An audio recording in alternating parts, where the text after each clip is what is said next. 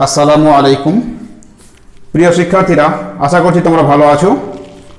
আজকে আমরা আলোচনা করব আরবি বর্ণের যুক্ত অবস্থায় বিভিন্ন রূপ, অর্থাৎ আমরা এক একটা বর্ণকে কোথায় কখন বসলে কী রকম আকৃতি হয় সেটা দেখিয়েছিলাম, কিন্তু আজকে আমরা সেই বর্ণগুলোকে শব্দ বা শব্দের মতো একাধিক বর্ণকে জুড়ে দিলে যেমনভাবে আকৃতি হয় সেই রকম কিছু উদাহরণ পেশ করব এবং আমরা দেখে নেব নিজেকে নিজেই পরীক্ষা করে যে আমি কতটা সেই বর্ণগুলোকে চিনতে পারছি।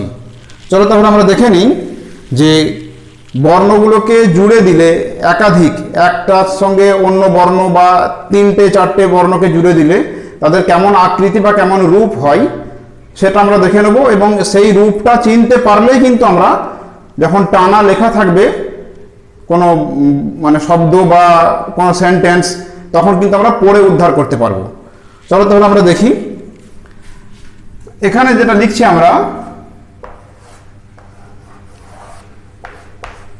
দেখো তিনটে বর্ণ লিখেছি আমরা, দাল, র আর সিন। দালটা আছে প্রথমে, রটা আছে মাঝে আর সিনটা আছে শেষে। এই তিনটে যে বর্ণ আছে আমরা যে ক্লাসে দেখিয়েছিলাম যে বর্ণগুলোর দাল বর্ণটি প্রথমে বসলে তার আকৃতি কেমন হবে, বা দাল বর্ণের পরে আবার অন্য কোনো বর্ণ বসলে সেটা ওর সঙ্গে জুড়বে কিনা সেটা আমরা দেখেছিলাম। র আছে, র বর্ণটা মাঝখানে বসলে কেমন হবে, বা দালের পরে দাল যে বর্ণটি আছে ওর পরের বর্ণকে ওর সঙ্গে নেয় কিনা। সিন বর্ণটি আছে, র বর্ণটি আছে তার আগে, র বর্ণ সিনের সঙ্গে জুড়বে কিনা, এগুলো কিন্তু আমরা আলোচনা করেছিলাম।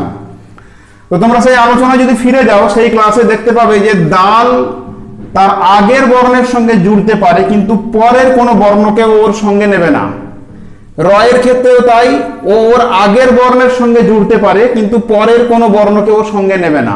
ফলে দাল এবং র এরা পৃথক থেকে গেল আর সিন শেষকালে আছে। অতএব দাল যাবার দা, র যাবার র, দার, সিন যাবার সা, দার সা। এই যে আমি উচ্চারণ করলাম এটাকে আর টানা লিখে এদের কোনো পরিবর্তন আসবে না। তাহলে আমি এখানে যদি পড়ি আমি এইরকম ধরনের কোনো শব্দ পেতে পারি, তাহলে দাল যাবার দা, র যাবার র, সিন যাবার সা, দা র সা, আমি এটা পেলাম এখানে। আবার পরে আর একটা লিখছি আমি, ওয়াও যাবার ওয়া, দাল যাবার দা, আইন যাবার আ। এখানে দেখো ওয়াও যে বর্ণটি আমরা সে আলোচনা করেছিলাম, ওয়াও তার পরের বর্ণকে সঙ্গে নেবে না, ফলে দালের সঙ্গে ওর কোনো লিঙ্ক হবে না। দাল সেটাও কিন্তু তার পরের বর্ণকে নেবে না সঙ্গে, ওই জন্য আইনের সঙ্গে ও মিলবে না। ফলে এটাকেও আমি টানা লিখি আর পৃথক লিখি এরকমই আকৃতি থাকবে, এদের কোনো পরিবর্তন হবে না। তাহলে উচ্চারণটা কি দাঁড়াবে, ওয়াও যাবার ওয়া, দাল যাবার দা, ওয়াদা, আইন যাবার আ, ওয়াদা আ। এটা গেল। এগুলোকে তাহলে জোড়া যাচ্ছে না, কারণ ওয়াও তার আগের বর্ণের সঙ্গে জুড়তে পারে কিন্তু পরের বর্ণের সঙ্গে জুড়বে না। দাল, র এদের ক্ষেত্রে একই নিয়ম। এরপর আমি আর একটা লিখছি, যেমন এখানে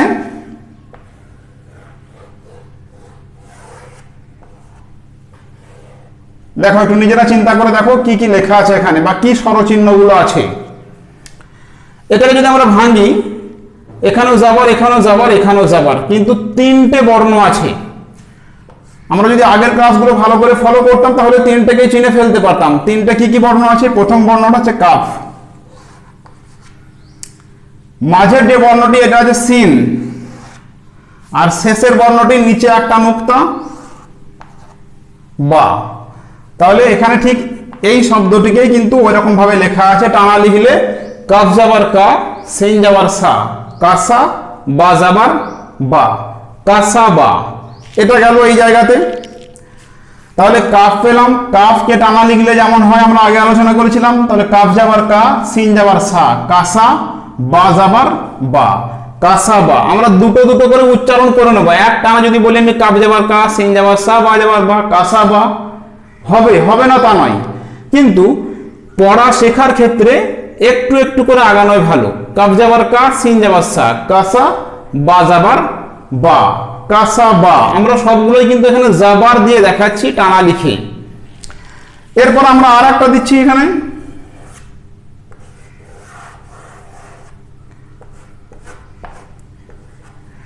দেখো এখানে তিনটে বর্ণ আছে। প্রথম বর্ণটা আছে দাল, দাল যাবার দা, খ যাবার খ, দা খ, লাম যাবার লা, দাখালা বা দাখালা বলতে পারি আমরা। তাহলে দাখালা পেলাম।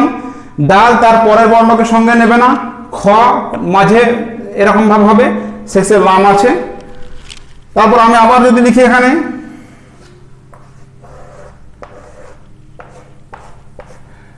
এই তো ওয়াও যাবার ওয়া, এটা জিম।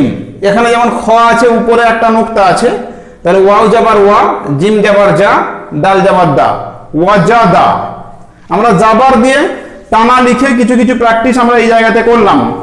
জাবারের পরে আমরা কিছু জের দিয়ে প্র্যাকটিস দেখে নেব, জেরের ক্ষেত্রে কি কি উদাহরণ দেওয়া আছে।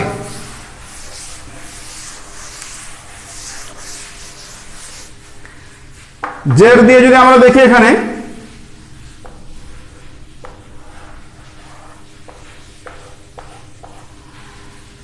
আলিফের নিচে জের আছে, আলিফের সঙ্গে স্বরচিহ্ন যুক্ত হলে হামজা হয়ে যায়, আমরা আগে বলেছিলাম। তাহলে হামজা জের ই, বা জের বি, ই বি, লাম জের লি। এখানে বা আছে আর লাম আছে, পরিষ্কার বোঝা যাচ্ছে। তাহলে এখানে হামজা অর্থাৎ আলিফের সঙ্গে স্বরচিহ্ন যুক্ত হলে হামজা হয়ে গেল। বা আছে এখানে নিচে একটি নুক্তা, আমরা আলোচনা করেছিলাম আগেও। লাম আছে, তাহলে বায়ের সঙ্গে লাম এখানে জুড়ে গেল। এরপরে যদি আমরা আর একটা উদাহরণ দিই, বেশি উদাহরণ দিলে আমাদের সুবিধা হবে। এখানে জের যাবার দুটোই প্রয়োগ আছে। হা যাবার হা, এখানে হা বর্ণটি এই পর্যন্ত হচ্ছে হা, হা এর মাথাটুকু নেওয়া হয়েছে। মিম, মিম মাঝখানে বসলে এরকম হয়, আমরা আলোচনা করেছিলাম।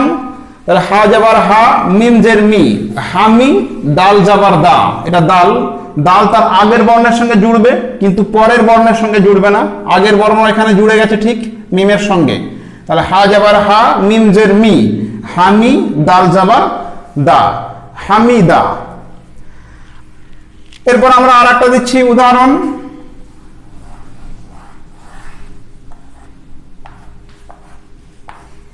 দেখো এখানে লাম আছে, প্রথম বর্ণটা হচ্ছে লাম, তিনটে বর্ণ আছে। লামের উপরে জাবার, মাঝের এটা হচ্ছে আইন। আইন মাঝে বসলে এইটুকু অংশ শুধু আইন, এইটুকু অংশ। লাম যাবার লা, আইন জের ই, লাই, বা যাবার বা, লাই বা।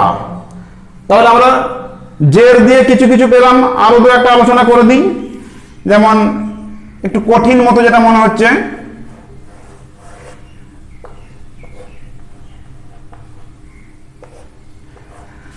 প্রথম বর্ণটা হচ্ছে গইন। গইন যাবার গ, শিন আছে, বড় শিন যেটাকে বলি আমরা। তাহলে গইন যাবার গ, শিন জের শি, গসি, ইয়া যাবার ইয়া, গসিয়া। ইয়া শেষকালে বসলে নুক্তা হয় না, মাঝে বসলে নুক্তা হতে পারে। তাহলে গইন যাবার গ, শিন জের শি, গসি, ইয়া যাবার ইয়া, গসিয়া। আরো একটা উদাহরণ দিই আমরা। খ যাবার খ,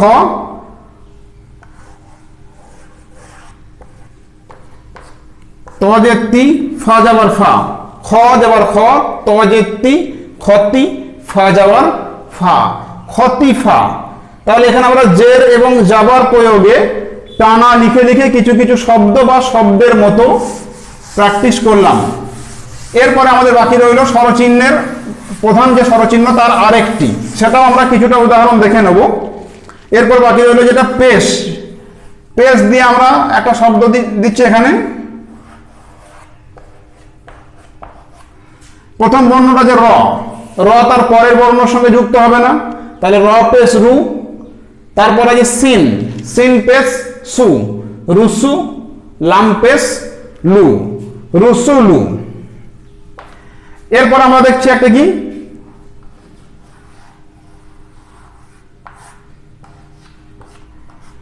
প্রথম বর্ণটা আছে আইন, আইন পেশ উ, আইনের উপরে পেশ আছে, তাহলে আইন পেশ উ, লাম জের লি, উলি, মিম যাবার মা, উলিমা। আইন পেশ উ, লাম জের লি, উলি, মিম যাবার মা, উলিমা। আর একটা উদাহরণ দিই আমরা।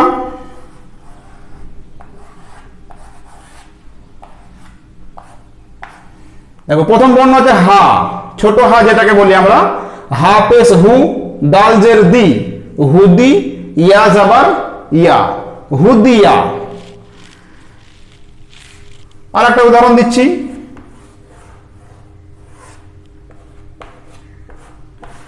প্রথম বর্ণটা আছে নুন, নুনের উপরে পেশ আছে, নুন পেশ নু, সজ্জের সি, নুসি, র জাবার রা, নুসি র বা নুসি রা, নুন পেশ নু, সজ্জের সি, নুসি, র জাবার রা, নুসি র। আর একটা উদাহরণ দিচ্ছি,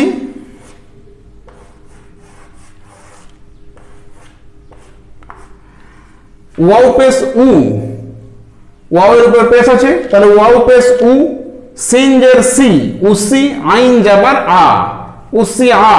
তাহলে আইন আগে বসলে একরকম, শেষে বসলে একরকম, আর আমরা আগে আলোচনা করলাম একটু আগেই মাঝখানে বসলে কেমন হয়। প্রত্যেকটা বর্ণই আলোচনা করতে করতে ঘুরে ঘুরে ঠিক আমাদের আসবে, প্রত্যেকটা বর্ণই কখন কি কোন অবস্থায় বসে সেগুলো আমাদের আলোচনা করতে করতে আমরা পাবো। তাহলে তিনটে প্রধান যে স্বরচিহ্ন সেগুলোকে প্রয়োগ করে আমরা কিছু কিছু দেখলাম। আর একটা আমরা একটু রেয়ার টাইপের আকৃতি দেখে নিই, আমরা চিনতে পারি কিনা।